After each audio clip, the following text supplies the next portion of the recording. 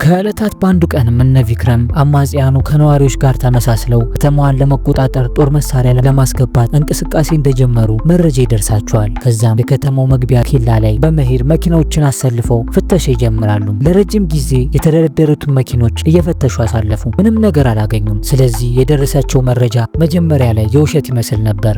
ሆኖም ግን የቪክረም አይኖች አንድ አጠራጣሪ እንቅስቃሴ በሚያደርግ መኪና ላይ ያርፋሉ። ቪክረምም ጥርጣሩ ትክክለኛ ነበር፣ ምክንያቱም በውስጡ የነበሩት አማጽያኑ ነበሩ። እንደተነቃባቸውም ሲያውቁ መኪናውን ወደ ኋላ እየመለሱ በድንገት ወታደሮቹ ላይ አደገኛ ጥቃት ይከፍቱባቸዋል። በዚህ ጊዜ ቪክረም ለብቻው ተኩሱን መጋፈጥ ጀመረ። አለቃውም ቪክረምን እንዲያቆምና ወደ ኋላ እንዲያፈገፍግ እየጮኸ ትዕዛዝ ቢያስተላልፍለትም ቪክረም ግን ለራሱ ሕይወት ሳይሳሳ ጠላቶቹን ለብቻው በጨበጣ በመዋጋት አማጽያኑን በቁጥጥር ስር ያውላቸዋል። ምንም እንኳን ድርጊቱ ወታደሮቹን ለድል ቢያበቃም አለቃው ካፕቴን ሳንጂቭ ግን ቪክረምን አንተ ጀግና ለመሆን ሕይወትን አደጋ ላይ እየጣልክ ነው፣ በተጨማሪ የአለቃህን ትዕዛዝ አታከብርም ብሎ አጥብቆ ይቆጣዋል። ቪክረም በዚህ ይከፋል። ባልደረቦቹ ግን እንደዚህ ያለ ጀግና ከዚህ በፊት አይተው ስለማያውቁ በአድናቆት ነበር የተመለከቱት። ነገር ግን ብዙም ሳይቆይ አለቃው ሳንጂቭ ቁጣውን ትቶ ቪክረም እውነተኛ ጀግና መሆኑን ስላወቀ ይቀርበውና ሲጋራ ይሰጠዋል። ለፈጸሙ ጀግንነትም ምስጋና ያቀርብለታል። ሳንጂቭም አለቃነቱን ወደ ጎን በማለት ቪክረምን ከዛሬ ጀምሮ ጂሚ ብለህ ጥራኝ አለው። ይህ ጓደኝነታቸውም በጦር ሜዳው መሃል የበቀለ